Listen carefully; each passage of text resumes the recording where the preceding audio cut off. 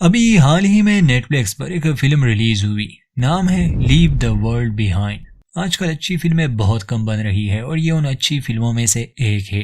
कहानी कुछ इस तरह है कि एक परिवार न्यूयॉर्क के लॉन्ग आइलैंड पर छुट्टियां बिताने चला जाता है और अगले ही दिन सब कुछ बदल गया। सिर्फ उनके लिए नहीं बल्कि करोड़ों लोगों के लिए। यह कहना भी गलत नहीं होगा कि जिस दुनिया को वो जानते थे वो बिल्कुल उलट जाती है। फिल्म में काफी कुछ राज रखा गया है जो हमें उलझन में डाल देता है। हमें ये पूरी कहानी बस कुछ लोगों के नजरिए से दिखाई जा रही है, बल्कि हम ऑडियंस को भी ऐसे ट्रीट किया जाता है जैसे हम भी इस कहानी का हिस्सा हो। चलिए आगे देखते हैं क्या है इस फिल्म में। चैनल को सब्सक्राइब करना ना भूले। शुरुआत होती है तो सबसे पहले हमें पृथ्वी दिखाई जाती है, फिर अमेरिका जहां सूरज उग रहा था। एक आम दिन से ही सब शुरू हुआ। अब हम कहानी के अंत तक एक परिवार के साथ जुड़े रहेंगे, क्ले सैनफोर्ड का परिवार, जिसमें वो, उसकी पत्नी अमेंडा और 2 बच्चे रोज और आर्ची है। इन लोगों के बारे में जानना जरूरी है। क्ले एक प्रोफेसर है और न्यूयॉर्क एक यूनिवर्सिटी में पढ़ाता है। बहुत शांत इंसान है, गुस्सा जल्दी नहीं आता, अपनी पत्नी और बच्चों से बहुत प्यार करता है। मगर अमेंडा बहुत गुस्सैल और लोगों से नफरत करने वाली औरत है। चिड़चिड़ापन, लोगों से बदतमीजी करना, लोगों पर शक करना, जल्दी गुस्सा आना, ये सभी अच्छी बातें अमेंडा में थी और वो एक एडवर्टाइजमेंट कंपनी में काम करती थी। इनकी छोटी बेटी रोज एक मासूम सी बच्ची है जो आजकल फ्रेंड्स सीरीज का लास्ट सीजन देख रही है। आर्ची चूंकि बड़ा है और प्यूबर्टी के लेवल पर है, इसलिए उसमें कुछ गलत बातें हैं और अक्सर वो अपनी छोटी बहन को तंग करता रहता है। बाकी ये एक साधारण सा परिवार है। तो आज के दिन जब क्ले की आंख खुलती है, अमेंडा पहले ही जाग चुकी थी। आज वो थोड़ी सी अलग थी। क्ले से कहती है कि आज सुबह जब मैं जागी, खिड़की से बाहर देखा लोगों को, तो मेरे मन में ख्याल आया क्यों ना हम कहीं छुट्टी पर चले जाए। इसलिए मैंने लॉन्ग आइलैंड पर एक घर बुक किया है, हम वहीं जाने वाले हैं। और तुम्हें इसलिए नहीं बताया कि अगर मैं बुकिंग करूं तो तुम मुझे मना नहीं कर सकोगे। बेचारा क्ले क्या कहता, वो मान जाता है।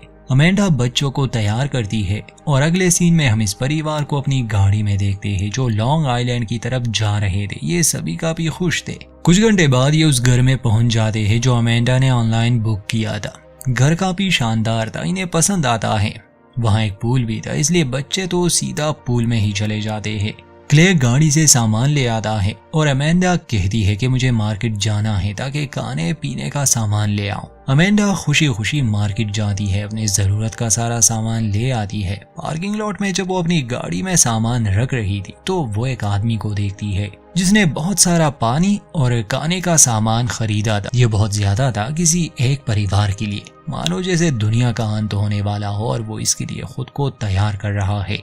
खैर अमेंडा को भी थोड़ा अजीब लगता है और हमें भी, मगर वो उससे बात नहीं करती और वापस घर आती है। क्ले स्मोकिंग करता था, मगर अमेंडा जैसी पत्नी के डर से बेचारे ने स्मोकिंग ही छोड़ दी थी। अब ये छुट्टियां थी तो अमेंडा खुद ही उसे सिगरेट का एक पैकेट देती है कि तुम यहाँ स्मोक कर सकते हो मगर बच्चों के सामने नहीं। दोनों एक दूसरे के साथ अच्छा समय बिताते हैं और फिर तैयारी करने के बाद ये लोग बीच पर चले गए। ये वहाँ शांति के साथ अपना समय बिताते हैं, मगर जब बीच पर ये आए, इन्होंने समुद्र में एक जहाज देखा। इन्हें लगा ये अपना रास्ता बदल लेगा। क्ले का कहना था कि मैंने सुना है यहाँ काफी बंदरगाह है। 1-2 घंटे बाद भी वो शिप वहाँ थी, बल्कि अब वो नजदीक आ चुकी थी। छोटी रोज तो बस उसे देखे जा रही थी, उसे कुछ ठीक नहीं लग रहा था। और फिर कुछ देर बाद वो कार्गो शिप इतनी नजदीक आ जाती है कि अमेंडा क्ले को जगाती है, कहती है कि कुछ गड़बड़ है। वो शिप रुकने का नाम ही नहीं ले रही थी। क्ले सबको वहां से भागने के लिए कहता है। बीच पर हंगामा मच गया। वो जहाज बीच पर ही रुक जाता है, मानो जैसे कोई उसे कंट्रोल कर ही नहीं रहा। इस अजीब से हादसे के बाद बीच को खाली कर दिया गया। क्ले वहां के एक गार्ड से इस बारे में पूछता है तो जवाब में वो कहता है कि शायद नेविगेशन सिस्टम में कोई खराबी आई होगी। ऐसे और भी जहाजों के साथ हुआ है। ये लोग सीधा घर आते हैं। आते ही इन्हें पता चला कि इंटरनेट भी काम नहीं कर रहा। क्ले ने टीवी भी चेक किया, उस पर भी कोई चैनल नहीं आ रहा था। ये ऑनलाइन अपने लिए खाना नहीं मंगवा सकते थे, इसलिए शाम को बर्गर पर ही गुजारा कर लेते हैं। रात को जब बच्चे सो गए, अमेंडा और क्ले नीचे ड्रिंक कर रहे थे। दरवाजे पर दस्तक होती है। एक लम्हे के लिए ये लोग डर जाते हैं। दरवाजा खोलने पर इनके सामने स्कॉट नाम का एक आदमी और उसकी बेटी रूथ खड़े थे। इन्हें हैरानी हुई क्योंकि किसी अजनबी का यहाँ आना बड़ा अजीब था। स्कॉट बताता है कि असल में ये घर हमारा है, आपने मुझे ही मेल किया था। वो अमेंडा का नाम जानता था मगर दोनों की बात नहीं हुई थी, इसलिए अमेंडा को शक था। स्कॉट कहता है कि क्या हम अंदर आ सकते हैं। क्ले उसे अंदर आने देता है। स्कॉट बताता है कि हम शहर में रहते हैं मगर वहाँ ब्लैकआउट हो चुका है, पावर जा चुकी है। मैं ऊंची बिल्डिंग में रहता हूँ, मैंने घुटने का ऑपरेशन किया है, सीढ़ियाँ नहीं चढ़ सकता, इसलिए हम यहाँ आए। मुझे पता है आप लोग छुट्टियाँ बिताने आए हैं, आपने पैसे दिए हैं, हम आपको जाने के लिए नहीं कह रहे, हम भी यहाँ रहना चाहते हैं और आप फिक्र ना करें, हम बिल्कुल भी आपको परेशान नहीं करेंगे। हम बेसमेंट में सो लेंगे और मैं आपको पैसे भी दे दूंगा। वो $1000 क्ले को वापस करता है। खैर क्ले को तो उन पर कोई शक नहीं था मगर अमेंडा इतनी आसानी से मानने वाली नहीं थी।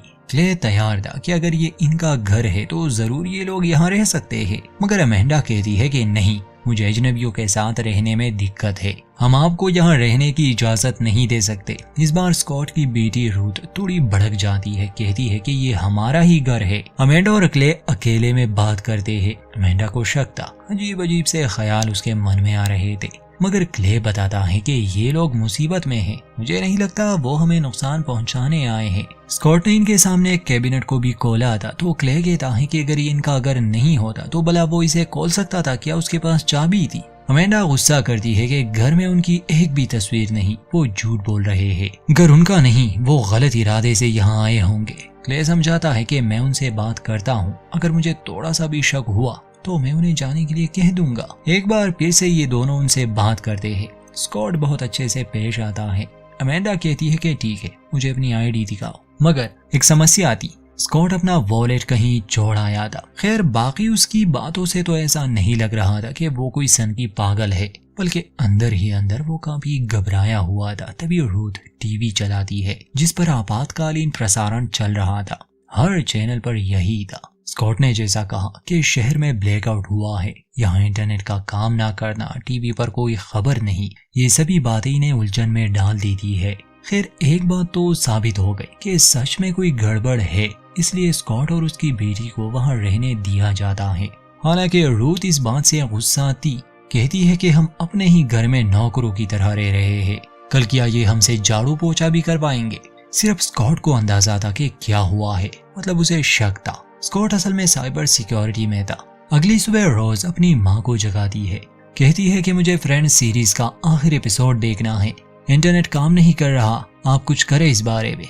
उसके जाने के बाद अमेंडा जैसे ही अपना फोन देखती है, उसे कुछ न्यूज अलर्ट्स आई थी। जैसे ही वो क्ले को दिखाने वाली थी वो गायब हो जाती है। खैर क्ले का कहना था कि शायद किसी ने सब कुछ हैक कर लिया है, मगर अमेंडा को एक ही बात की फिक्र थी, वो ये कि उनके घर में 2 अजनबी है।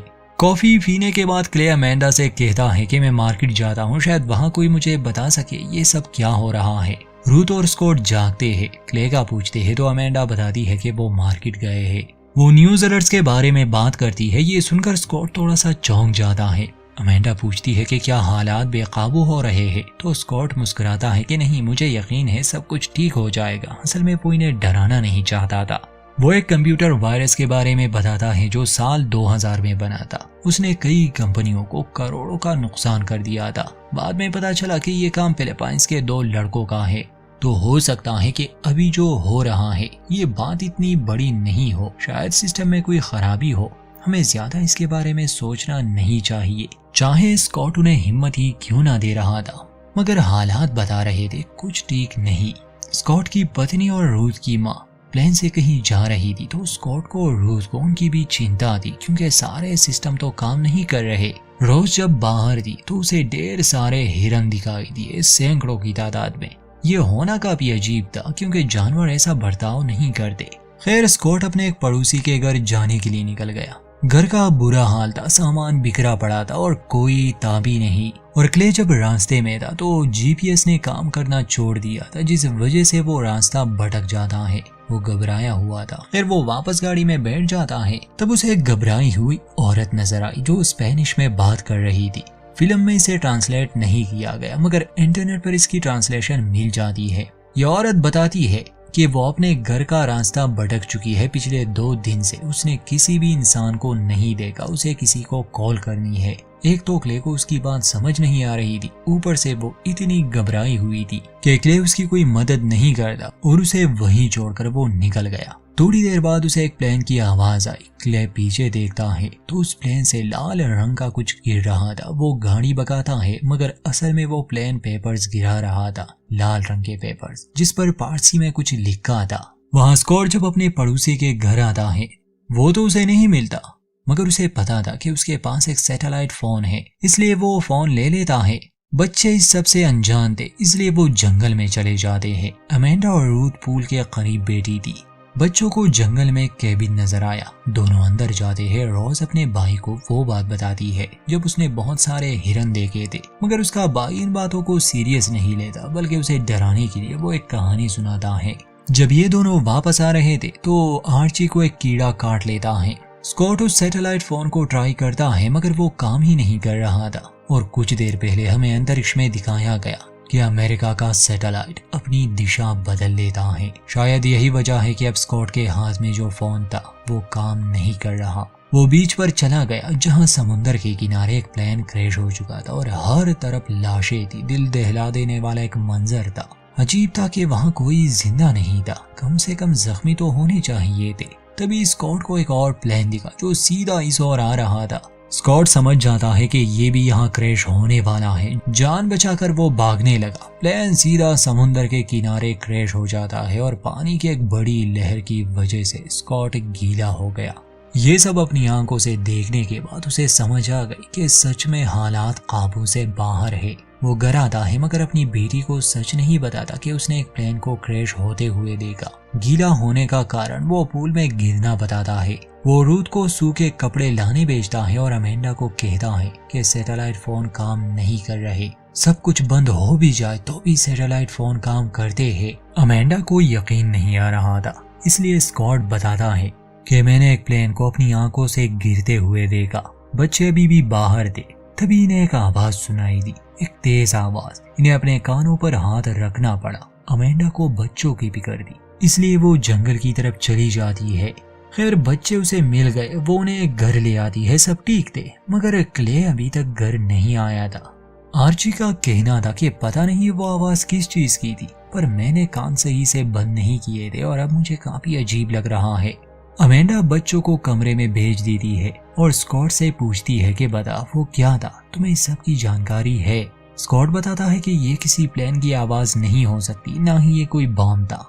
ये किसी तरह का सोनिक हथियार हो सकता है। अब ये कुछ कह नहीं सकता। अमेंडा उस पर भड़क जाती है कि कुछ देर पहले तो तुम बड़े बड़े अंदाजे लगाकर मुझे डरा रहे थे। उसे एक क्ले की फिक्र थी। कहती है कि कुछ भी ठीक नहीं, शायद हमें बाथटब में पानी भरना चाहिए। पता नहीं ये सब कब तक बंद रहेगा।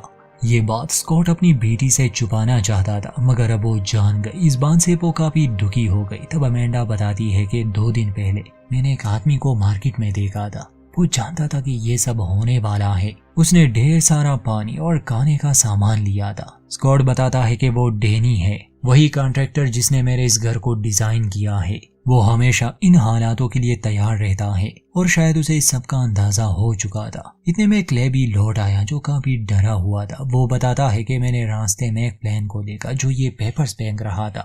आर्ची ने चूंकि किसी वीडियो गेम में एक वर्ड को देखा था तो वो कहता है कि इस पेपर पर लिखा है अमेरिका की मौत। बाकी क्या लिखा है ये नहीं समझ आया मगर इसमें कोई शक नहीं कि अमेरिका पर हमला हो चुका है।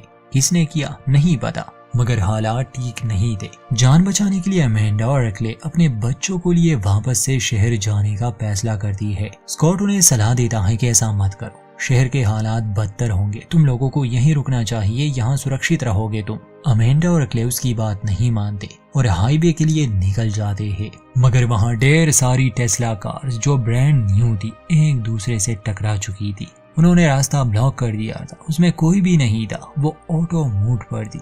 उन गाड़ियों की वजह से पूरा रास्ता बंद था और तब अमेंडा को रियलाइज होता है कि सिस्टम में गड़बड़ी की वजह से ये यहाँ आकर रुकती है। वो जल्दी से गाड़ी में बैठ गई क्योंकि और भी कार्स इस तरफ आ रही थी। ये लोग खुद को बचाने में सफल रहे। अब कोई और चारा नहीं था, इसलिए ये वापस स्कॉट के घर में आते हैं।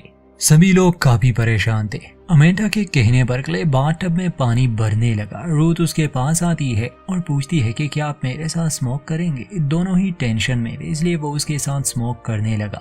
बच्चे अपने कमरे में थे। अमेंडा और स्कॉट के बीच बातें होती है, जिसमें स्कॉट बताता है कि वो अपने क्लाइंट से मिला था जो बहुत बड़े प्रोजेक्ट्स पर काम करता है, इतने बड़े कि वो पेंटागन के खुफिया प्रोजेक्ट्स होते हैं। कुछ दिन पहले मैंने उसकी एक बहुत बड़ी अमाउंट ट्रांसफर की थी। बड़े लोगों को ऐसे खतरे की खबर पहले ही मिल जाती है। वो जानता था इस बारे में। उसने बस इतना कहा मुझे कि अपना ख्याल रखना। अब मुझे उसकी बातें समझ आने लगी। उसे मेरे लिए बुरा लग रहा था। इसके अलावा भी दोनों की कुछ बातें होती है। फिर गम बुलाने के लिए ये म्यूजिक लगाते हैं और डांस करते हैं। घर के लॉन में रूथ और क्ले बेटे इस हालात को लेकर बात कर रहे थे। क्ले बताता है कि एक बात हमने तुम लोगों से छुपाई थी, वो ये कि जब हम बीच पर गए थे वहाँ एक समुद्री जहाज आकर रुक गया। वो बेकाबू हो चुका था। इतने में इन्हें एक आवाज सुनाई दी। ये पूल में जाते हैं तो वहाँ ढेर सारे फ्लेमेंगोज आए थे। एक और अजीब सी घटना, वहाँ घर में अमेंडा स्कॉट को गले से लगाती है और हौसला देती है कि तुम जल्द ही अपनी पत्नी से मिलोगे। और थोड़ी ही देर में फिर से वो आवाज, जिससे ये सभी सर पकड़कर बैठ जाते हैं।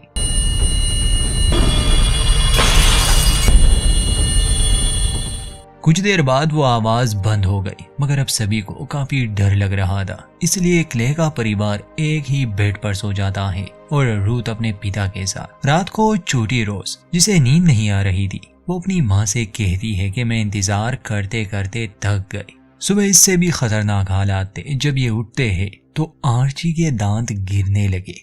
अमेंडा और क्ले बहुत घबरा जाते हैं। वो समझ ही नहीं पा रहे थे कि हो क्या रहा है और वो क्या करे, क्योंकि मदद के लिए तो वो कॉल भी नहीं कर सकते थे। रोज भी कहीं चली गई थी, इन्हें मिल नहीं रही थी। स्कॉट बताता है कि वो आदमी डैनी, जिसे तुमने पार्किंग लॉट में देखा था, वो यहाँ पास में ही रहता है। मुझे यकीन है उसके पास काफी सामान है और हो सकता है कि उसके पास आर्ची के लिए कोई मेडिसिन भी मिल जाए। रूथ अपने पिता से नाराज थी कि वो उसे छोड़कर दूसरे लोगों की मदद कर रहा है, मगर स्कॉट वादा करता है कि वो 1 घंटे में लौट आएगा। आर्ची को लिए स्कॉट और क्ले डैनी के घर जाते हैं। ये दरवाजे पर दस्तक देते हैं। डैनी के हाथ में गन थी। वो इन दोनों से कहता है कि वहाँ दूर अपनी गाड़ी के साथ खड़े रहो, फिर बात करेंगे। स्कॉट हैरान था क्योंकि डैनी उसका दोस्त हुआ करता था और अब वो पूरी तरह से बदल चुका था, मानो जैसे जिंदा रहने की एक जंग शुरू हो चुकी हो। स्कॉट उनसे मदद मांगता है। क्ले बताता है कि मेरे बेटे को कुछ हो गया है, वो उल्टियां कर रहा है और उसके दांत गिर रहे हैं। डैनी बताता है कि दांत गिरना कोई बड़ी बात नहीं है, ये और भी जगहों पर हो चुका है। ये तेज आवाज जो बार बार सुनाई देती है, ये सीधा दिमाग पर असर करती है। मैं तुम्हारी कोई मदद नहीं कर सकता, चलो जाओ यहाँ से। बल्कि मैं तो हैरान हूँ कि तुम लोग अपने घरों से कैसे निकले। स्कॉट पूछता है कि ये तुम कैसी बातें कर रहे हो, हम दोस्त थे।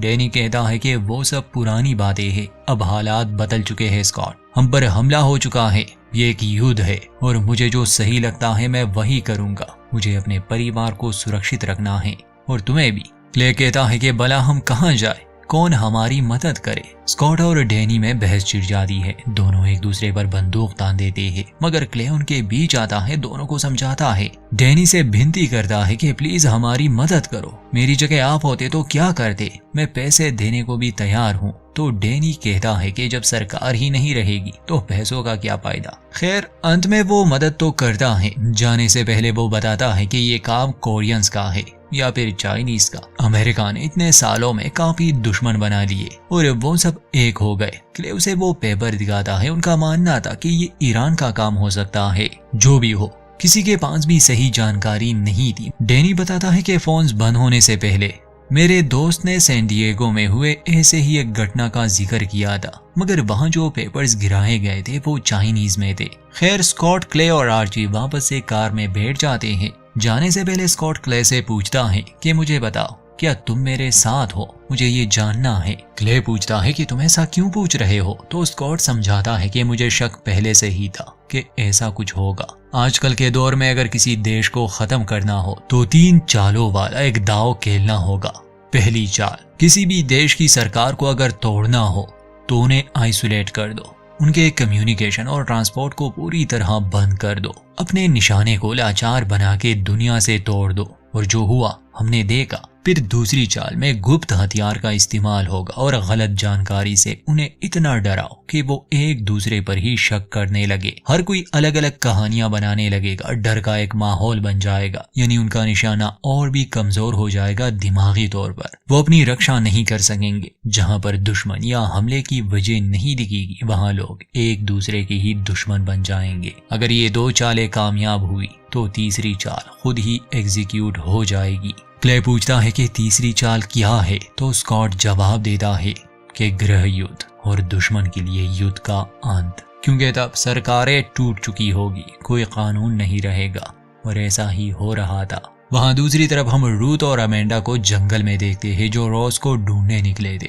वो भी उस केबिन में पहुंच जाते हैं जहां अमेंडा और रूथ के बीच थोड़ी बहस हो गई। फिर उन्हें बाहर से आवाज सुनाई दी। रूथ बाहर आती है तो वहां ढेर सारे हिरन थे जो उसके सामने खड़े थे। अमेंडा चीखते चिल्लाते हुए उनके सामने आती है जिससे वो हिरन भाग जाते हैं। फिर अमेंडा का ध्यान शहर पर जाता है जहां बम धमाके हो रहे थे। पूरी तरह से जंग का एक माहौल बना हुआ था। लोगों के चिल्लाने की आवाजें आ रही थी, यानी कि ये लोग एक सुरक्षित जगह पर थे अभी के लिए। शहर में लोगों ने एक दूसरे को ही मारना, लूटना और बलात्कार शुरू कर दिया होगा, क्योंकि जब कानून टूट जाता है तो यही सब होता है। फिल्म के अंत में हमें रोज दिखाई जाती है। उसने पहले घर देखा था, वो वहां आई थी। स्कॉट ने इसका जिक्र भी किया था कि मेरे पड़ोसियों के पास शायद बंकर हो। रोज को वो बंकर मिल चुका था। वो अंदर जाती है जहां उसे ढेर सारा खाना, पावर सोर्स, एक डीवीडी प्लेयर, बहुत सारी फिल्में, सीरीज मिल गई, जिसमें फ्रेंड्स सीरीज भी थी। रोज ने आखिरी एपिसोड नहीं देखा था, इसलिए वो आखिरी एपिसोड देखने बैठ जाती है और यहीं पर फिल्म का अंत। बस इतना ही दोस्तों। इसमें पूरी जानकारी नहीं, मगर हो सकता है डैनी और स्कॉट की बात सही हो। बहुत से देशों ने मिलकर अमेरिका पर हमला किया होगा। शायद वो उन्हें पूरी तरह से मिटाना चाहते हैं। बाकी हिरन का दिखना, जानवरों का अजीब बर्ताव, ये शायद किसी गुप्त हथियार की वजह से हुआ होगा जिससे नेविगेशन सिस्टम खराब हो गया। और चूंकि जानवर भी अर्थ के मैग्नेटिक फील्ड को इस्तेमाल करके माइग्रेशन करते रहते हैं, तो शायद वो बिगड़ गया। बाकी सब आपने कहानी में जान लिया। युद्ध काफी डरावनी चीज है, चाहे वो जहां भी हो। उम्मीद करते हैं हमारी एक्सप्लेनेशन आपको पसंद आई होगी। वीडियो अच्छी लगे तो लाइक करें, चैनल को सब्सक्राइब करना ना भूले।